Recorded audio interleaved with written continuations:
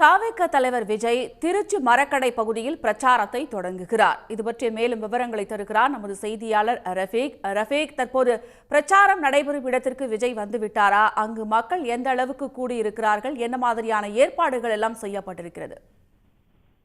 நிச்சயமாக தமிழக வெற்றி கழகத்தினுடைய தலைவர் நடிகர் விஜய் தனது முதல் கட்ட, அதாவது கடந்த வருகின்ற 2026ஆம் ஆண்டு தேர்தலுக்கான முதல் கட்ட பிரச்சார கூட்டத்தை இன்று முதல் துவங்கியுள்ளார். குறிப்பாக தமிழக வெற்றி கழகம் துவங்கப்பட்டு கடந்த 2 பொதுக்கூட்டங்கள் மிகப்பெரிய பிரம்மாண்டமாக நடத்தப்பட்டது.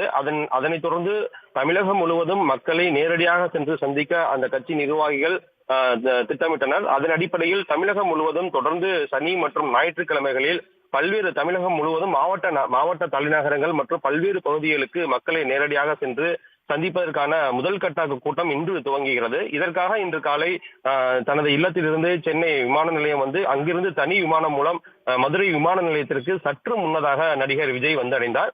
அவரை வரவேற்பதற்காக பல்வேறு மாவட்டங்களிலிருந்து தாவேகா தொண்டர்கள் மற்றும் நடிகர் விஜயினுடைய ரசிகர்கள் ஏராளமானோர் தற்போது திருச்சி விமான நிலையத்தை வந்து அடைந்துள்ளனர்.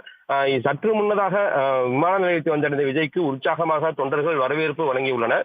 குறிப்பாக இன்று முதல் கட்டமாக திருச்சி, அரியலூர், பெரம்பலூர் மாவட்டங்களில் கிட்டத்தட்ட ஒரு 7க்கும் மேற்பட்ட இடங்களில் விஜய் நேரடியாக சென்று மக்களை சந்தித்து நடைபயணமும் மற்றும் பிரச்சார பொதுக்கூட்டங்கள் நடத்துவதற்காக திட்டமிடப்பட்டது.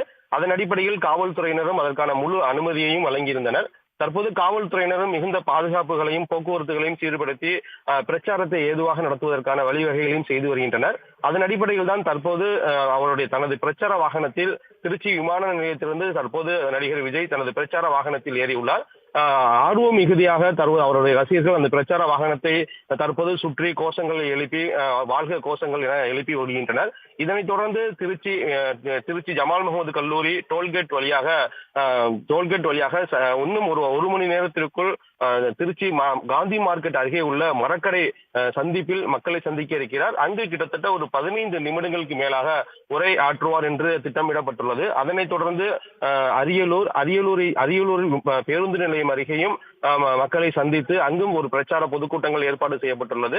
அந்த கூட்டத்திலும் நடிகர் விஜய் கலந்து கொண்டு கிட்டத்தட்ட ஒரு 10 நிமிடம் முதல் 15 நிமிடங்கள் உரையாற்றலாம் என்று திட்டமிடப்பட்டுள்ளது. அதனைத் தொடர்ந்து பெரம்பலூர் மாவட்டம் குன்னத்தில் மக்களை சந்திக்க உள்ளார். அதனைத் தொடர்ந்து பெரம்பலூர் பேருந்து நிலையம் என இன்று மட்டும் கிட்டத்தட்ட ஒரு 3 மாவட்டங்களில் 200 கிலோமீட்டர் தூரம் சென்று பல்வேறு இடங்களில் மக்களை நேரடியாகவும் பொதுக்கூட்டம் வழியாகவும் சந்திப்பதற்காக தற்போது தனது முதல் கட்ட பிரச்சார பயணத்தை திருச்சி விமான நிலையத்திலிருந்து நடிகர் விஜய் தற்போது துவங்கியுள்ளார். விரிவான தகவல்களுக்கு நன்றி ரஃபீக் ராஜா. திருச்சியில் தாவேக தலைவர் விஜய் பரப்புரை மேற்கொள்வதால் காந்தி மார்க்கெட் செல்லும் பேருந்துகள் மாற்று பாதையில் திருப்பிவிடப்பட்டிருக்கின்றன. இதனால் 3 கிலோமீட்டருக்கு மேல் நடந்து செல்ல வேண்டிய நிலை இருப்பதாக பயணிகள் வேதனை தெரிவிக்கின்றனர். இது பற்றிய மேலும் விவரங்களை தருகிறார் நமது செய்தியாளர் மருதமுத்து.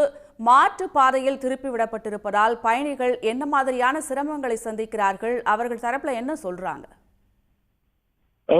வணக்கம். திருச்சியில் தாவேக தலைவர் விஜய் மக்கள் சந்திப்பு நிகழ்ச்சியை துவங்க உள்ளார். அதற்காக இன்று விமான நிலையம் சென்னையிலிருந்து விமானம் மூலம் திருச்சி அவர் இன்று விமான நிலையத்திலிருந்து டிவிஎஸ் டோல்கேட் மற்றும் தலைமை தபால் நிலையம் பாலக்கரை வழியாக அவர் பிரச்சாரம் மேற்கொள்ளும் மரக்கடை பகுதிக்கு செல்ல உள்ளார்.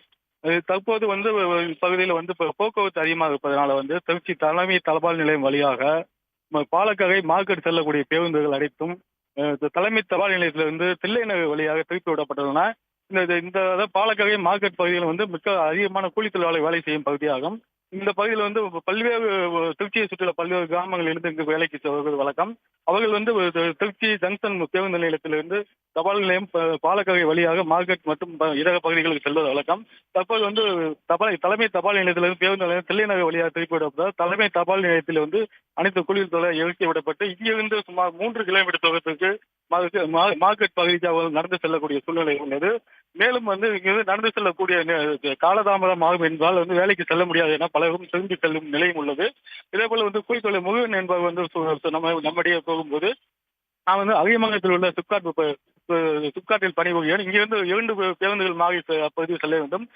இதுதான் செல்ல முடியாத சூழ்நிலை ஏற்படுகிறது. இதனால் ஒரு நாள் எனக்கு கூலியாக 800 ரூபாய் இன்னைக்கு சம்பாதிக்க முடியாமல் வந்து நாங்கள் வீட்டுக்கு திரும்பி செல்றோம் இறைவனை தெரிவித்து சொன்னது.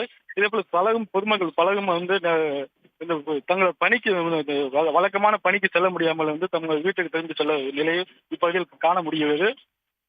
இதே போல வந்து மக்கள் மற்ற பணிகளுக்கு செல்வதும் இங்கிருந்து சுமார் 3 கிலோமீட்டர் நடந்து செல்வதையும் நம்மால் காண முடிகிறது. விவரங்களுக்கு நன்றி மருதமுத்து. உடனுக்குடன் செய்திகளை தெரிந்து கொள்ள சன் நியூஸ் பெல் ஐகானை கிளிக் பண்ணுங்க.